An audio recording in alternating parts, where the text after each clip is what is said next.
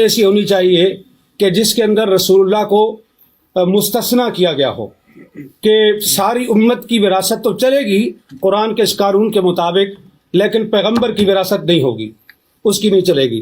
تو لہٰذا قرآن کریم کے خلاف ہے یہ چیز کہ رسول اللہ کی وراثت نہیں تھی، اور قرآن نے ان کو یہاں سے خارج نہیں کیا۔ اب حضرت ابو بکر رضی اللہ عنہ نے حضرت فاطمہ کے کلیم کو رد کرنے کے لیے جو روایت پیش کی، بخاری میں بھی ہے، مسلم میں بھی ہے، دوسری تمام شیعہ کتابوں میں بھی ہے اور سنی کتابوں میں بھی، اس کے اندر 3 پوائنٹ ہیں۔ ابھی دونوں علماء نے، دونوں اسکالرز نے وہ حدیث پیش کی ہے، میں اس کی تفصیل میں نہیں جاؤں گا، وقت کم ہے۔ اس کے 3 اجزاء ہیں۔ پہلا جز یہ ہے کہ انبیاء کسی کے وارث نہیں ہوتے، یعنی وہ اپنے والدین کی وراثت نہیں لیتے۔ دوسرا پوائنٹ یہ ہے کہ انبیاء کی وراثت نہیں ہوتی، ان کا کوئی رشتہ دار اور ان کے کوئی قریبی جو ہیں عزیز، وہ ان کی وراثت نہیں لے سکتے۔ اور تیسرا پوائنٹ یہ ہے کہ جو کچھ انبیاء چھوڑتے ہیں وہ صدقہ ہے۔ اب یہاں سوال یہ ہے کہ انبیاء کی وراثت نہیں ہوتی، تو رسول اکرم صلی اللہ علیہ وآلہ وسلم نے اپنے والد گرامی حضرت عبداللہ بن عبد المطلب کی وراثت لی ہے۔ اس میں 3 چیزیں تھیں۔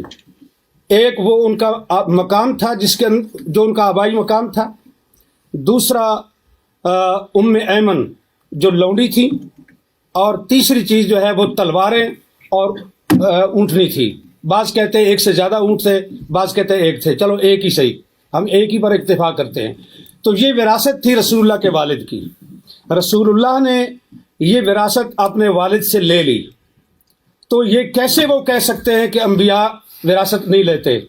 آپ بچپن میں وراثت لے چکے، اور نبوت ملنے کے بعد آپ نے کہا ہم کسی کے وارث نہیں ہوتے۔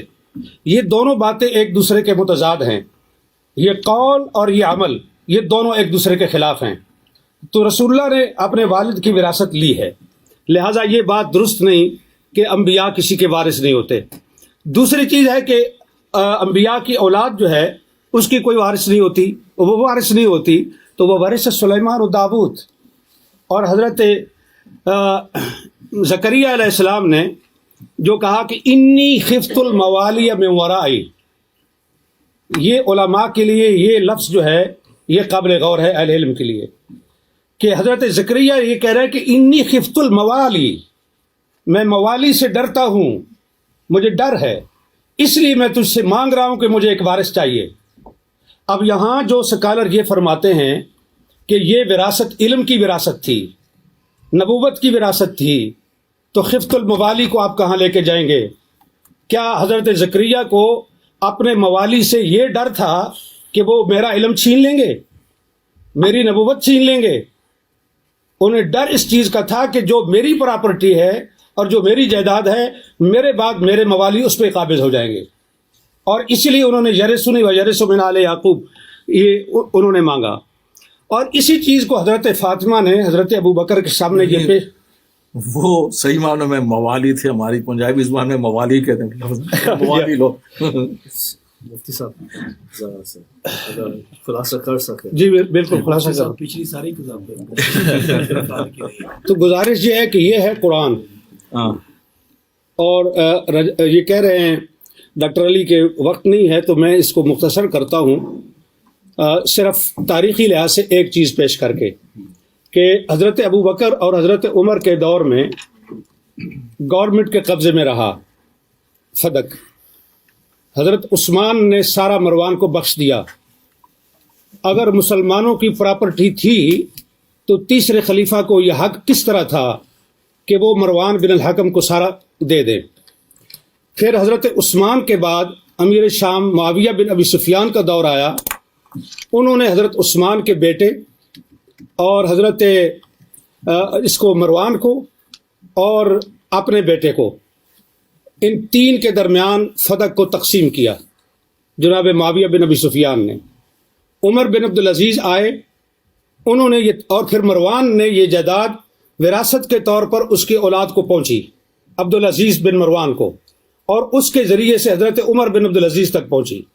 عمر بن عبدالعزیز نے سارا فدق جو ہے وہ اولاد فاطمہ کو واپس کیا، یہ کہہ کر کے کہ یہ ان کا حق ہے، ان کے ساتھ زیادتی ہوئی ہے۔ اب سوال یہ ہے کہ فیصلہ حضرت ابو بکر کا درست تھا، فیصلہ حضرت عثمان کا درست تھا، فیصلہ عمر بن عبدالعزیز کا درست تھا، اور اس کے بعد کی تاریخ انہوں نے بتا دی، یہ مامون الرشید تک پہنچتا ہے، اور مامون کے بعد پھر حکومت کے قبضے میں آیا، اور پھر آج تک بنو فاطمہ کو وہ واپس نہیں مل سکا۔ تو یہاں میرا پوائنٹ یہ ہے کہ یہ جو حدیث پیش کی جاتی ہے یہ قرآن کے خلاف ہے۔ اہل سنت کے محدثین کے اصول کے مطابق قرآن پر پیش کرو، درایت پر پیش کرو، اگر اس لحاظ سے روایت ٹھیک ہے تو قبول کی جائے گی، ورنہ اس کو رد کیا جائے گا۔ بخاری کے اندر روایت آنے کا یہ مطلب نہیں ہے کہ ہم اس کو آنکھیں بند کر کے قبول کر لیں، یہ روایت قرآن کے شرعی خلاف ہے۔ بسم اللہ الرحمن الرحیم۔